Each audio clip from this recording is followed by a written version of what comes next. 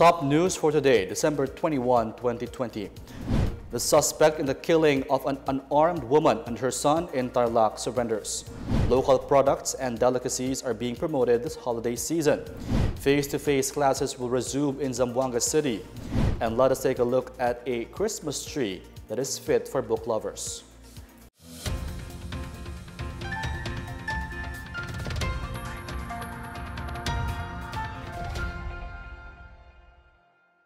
Good day, I am Rom Dulfo. Welcome to PNA Newsroom. Our top story, a police officer from Parañaque who went viral after being shown on video shooting two people in Panique, Tarlac, has surrendered to authorities. PNP Region 3 Chief Val de Leon said a double murder case will be filed against Police Senior Master Sergeant Jonel Nuesca. Reports said Nuesca shot 52-year-old Sonia Gregorio and her son Frank Anthony Gregorio on Sunday over an argument over right-of-way of land. Panique Police Chief Noriel Rombawa said that the argument started over Gregorio's use of a boga, an improvised noisemaker. The viral video showed Nuesca and his daughter arguing with the victims before the cop shot them. Nuesca surrendered to police in Pangasinan. He has refused to say anything except that he regrets shooting the two. Defense Chief Delfin Lorenzana denied reports claiming Metro Manila will revert to the stricter Modified Enhanced Community Quarantine or MECQ. He says the current COVID-19 situation in Metro Manila is stable and manageable and does not warrant a shift back to MECQ.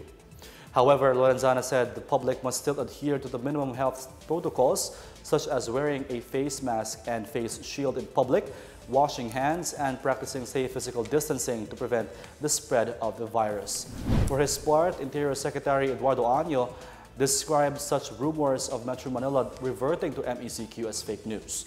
However, he said MECQ remains a possibility, especially if there will be a surge or spike of COVID-19 cases during the Christmas holidays.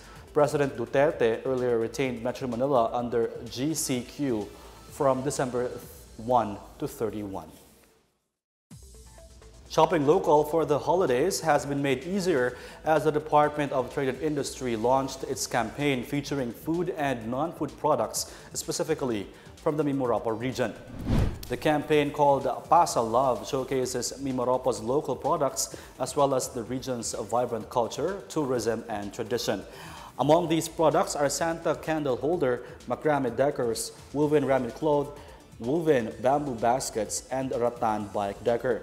Pasa Love also promotes the new normal handaan as it features local delicacies such as traditional saludsod pancake, saludsod pizza, traditional suman salihia, suman maki, traditional puto, potosino, traditional bibingka, bibingka waffle, traditional fruitcake, and jelly fruitcake. For more details, you can check out www.dti.gov.ph/pasalove.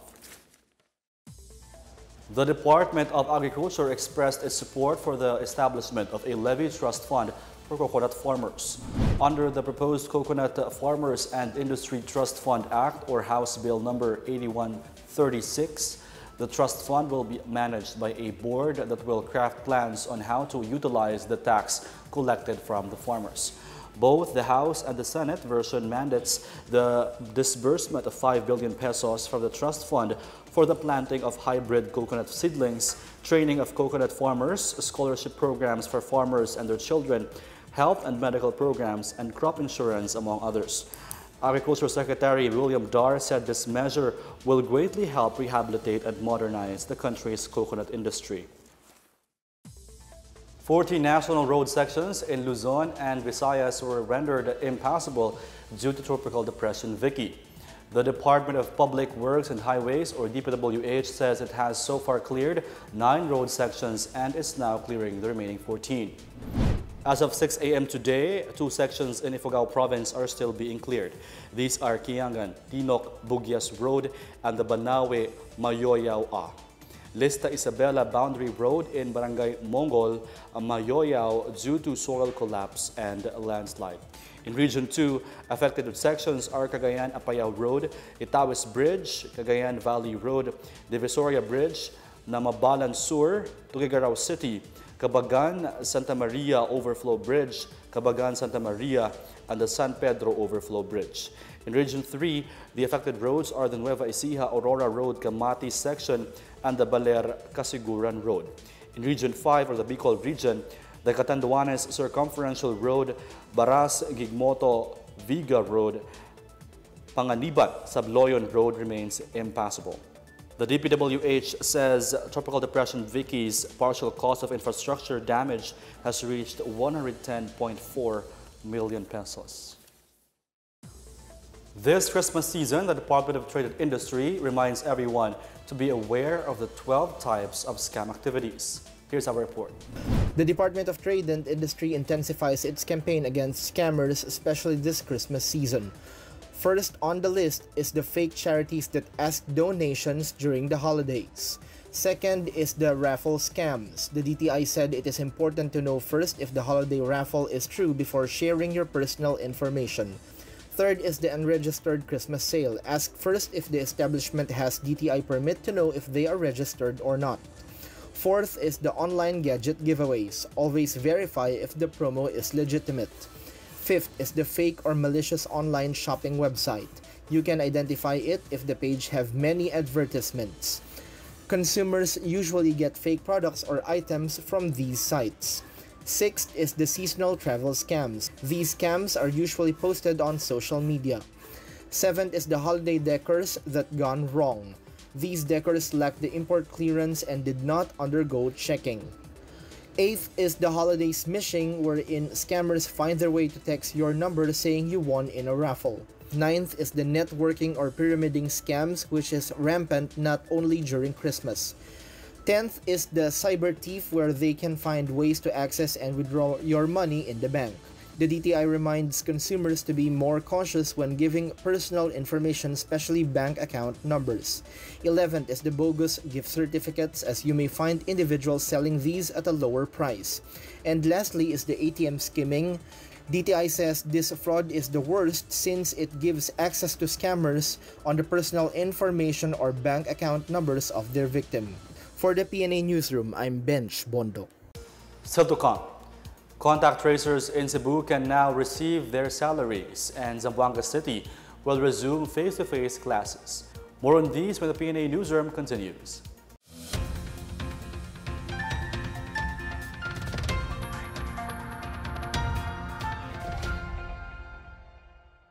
Sa matinding laban natin sa Coronavirus Disease 2019, sugpuin din natin ang pagkalat ng fake news. Huwag magbahagi ng impormasyon na hindi tiyak ang pinagmulan. I-check mabuti ang source ng balita. Kumuha lamang ng impormasyon mula sa mga official channel ng Department of Health.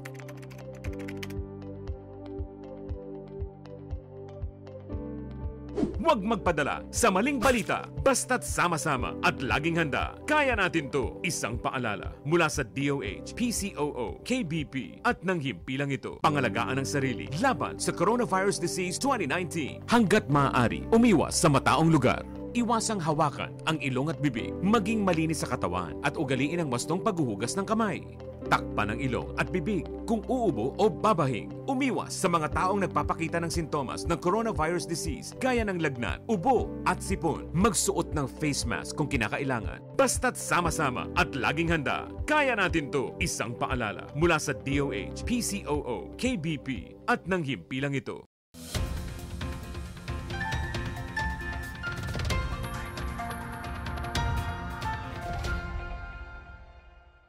You're still watching PNA Newsroom. Thank you for joining us.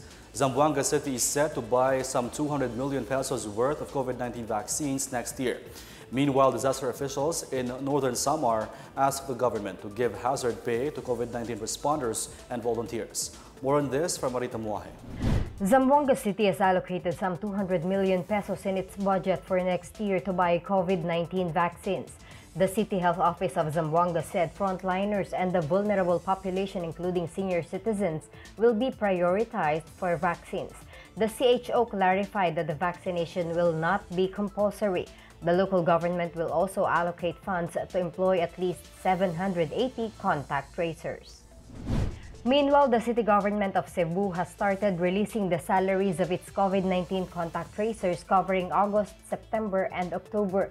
A total of 66 contact tracers from 2 batches of North and South clusters have received their salaries earlier this week.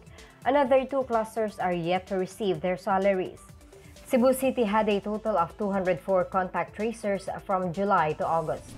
In Northern Samar, 24 municipal disaster risk reduction and management officers appealed to the national government to grant hazard pay to disaster responders and volunteers battling COVID-19.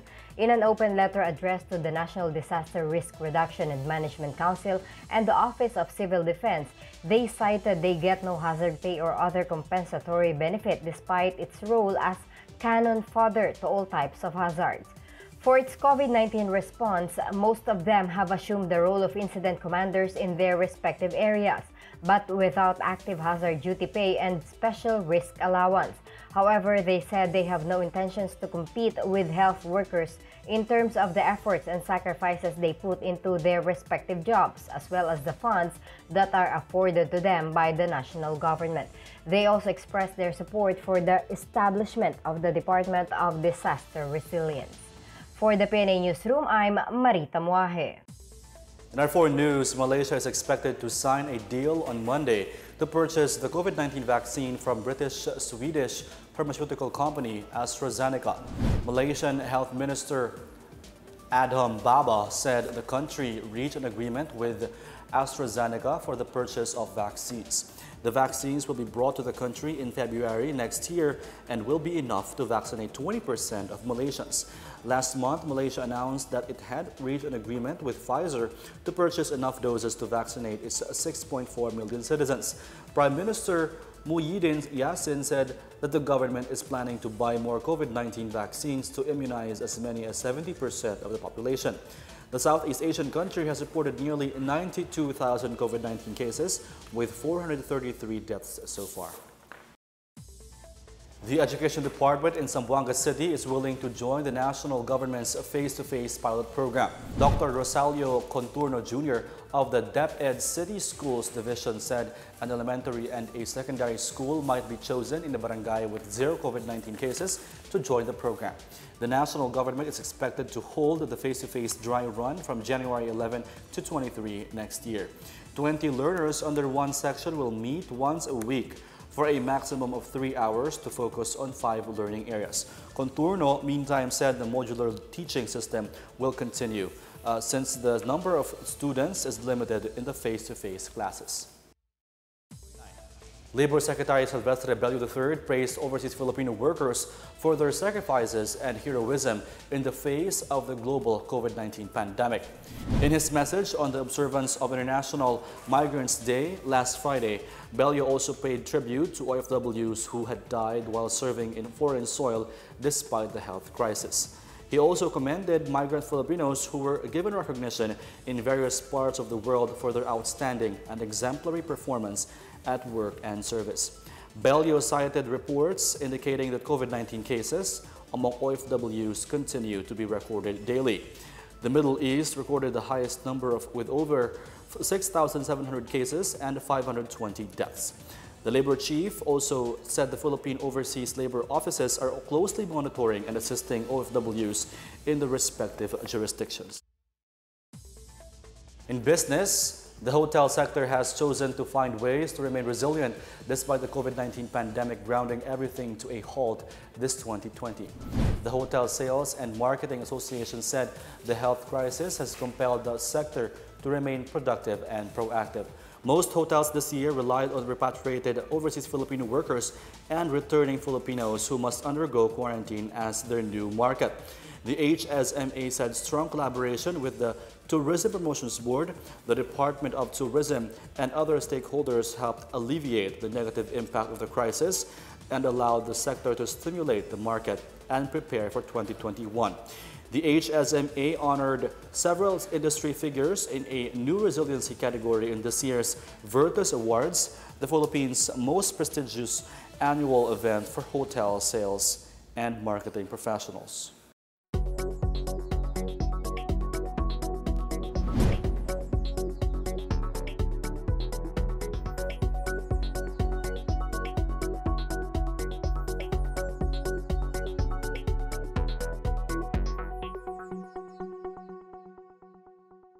Up next, PTFOMS observes landmark conviction of AMPATUAN massacre suspects. And let us take a look at a Christmas tree that is fit for book lovers.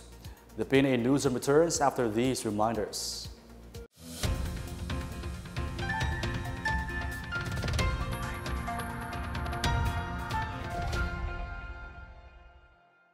Tandaan ang tamang paraan ng paghuhugas at paglilinis ng kamay upang makaiwas sa iba't ibang karamdaman. Basain ng tubig ang mga kamay at sabunin. Unang sabunin ang mga palad at ang likod ng mga kamay.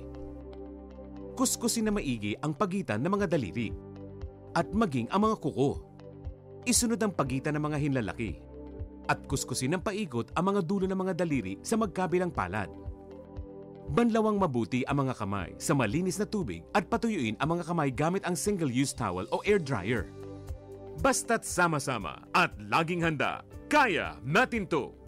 Isang paalala mula sa DOH, PCOO, KBP at ng himpilang ito. Alamin ang mga dapat gawin sa lugar ng trabaho laban sa Coronavirus Disease 2019. Ang mga kumpanya ay dapat magbigay ng face mask sa kanilang mga empleyado. Bukod dito, magbigay kaalaman din patungkol sa COVID-19. Siguraduhin malinis ang kapaligiran. Maglagay ng sabon at hand sanitizer sa mga palikuran. Siguraduhin ligtas at nalutong maigi ang mga pagkain sa kantina. Obserbahan ang kalusugan ng mga empleyado at katrabaho. Kung sakali man na mayroon silang sintomas ng coronavirus disease, gaya ng lagnat, ubot sipon at hirap sa paghinga, ay agad ipasuri sa doktor. Basta't sama-sama at laging handa, kaya natin to! Isang paalala mula sa DOH, PCOO, KBP at ng himpilang ito.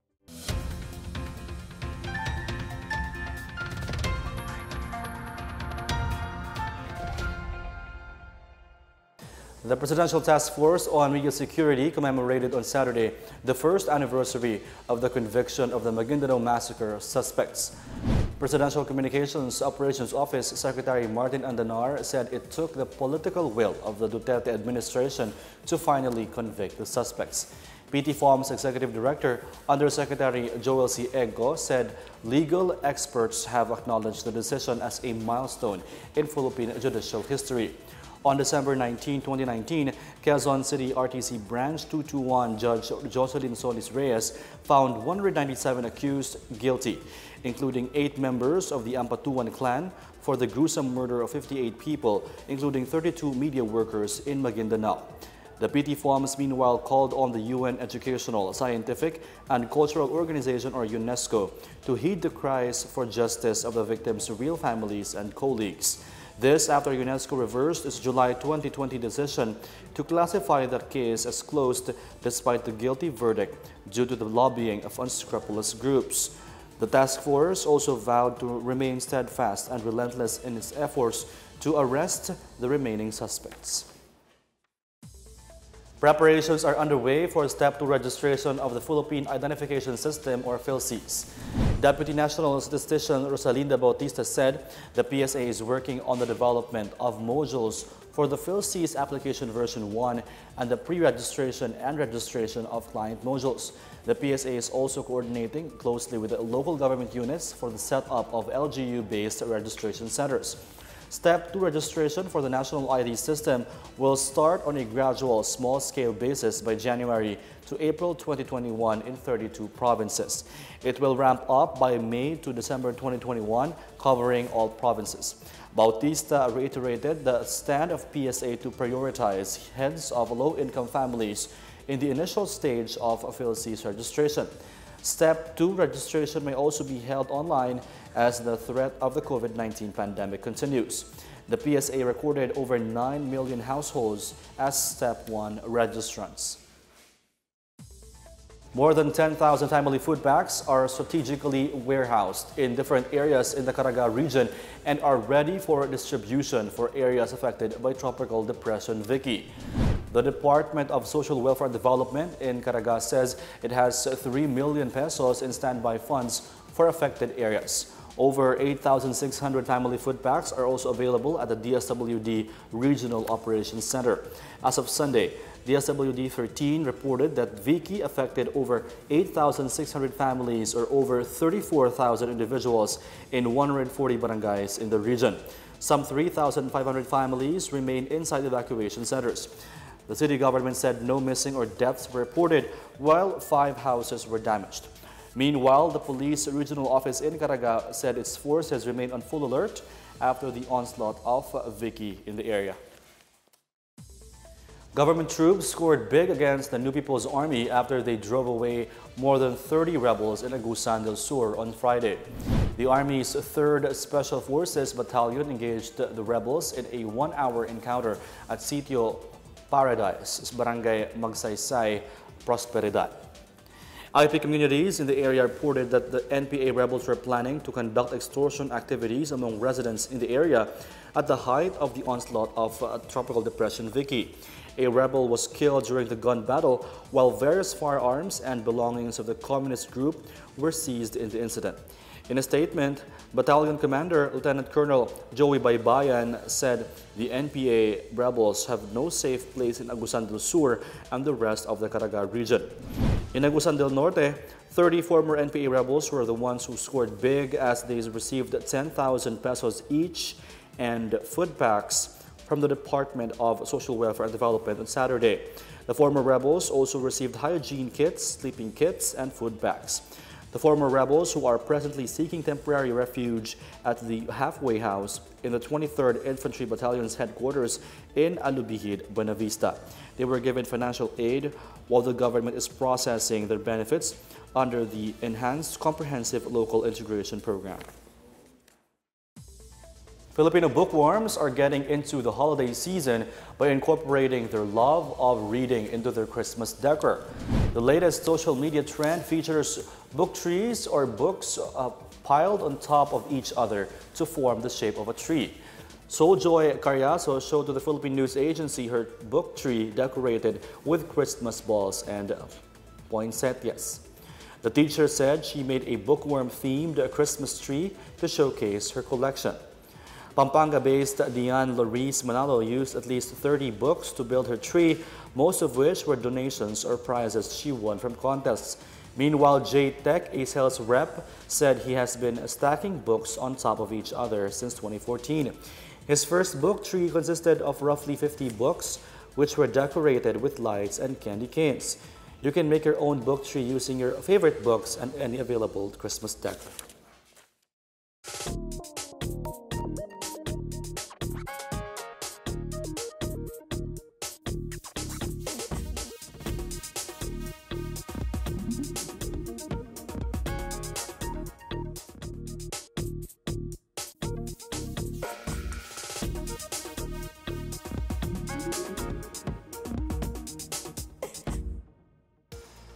Take one more look at today's biggest stories.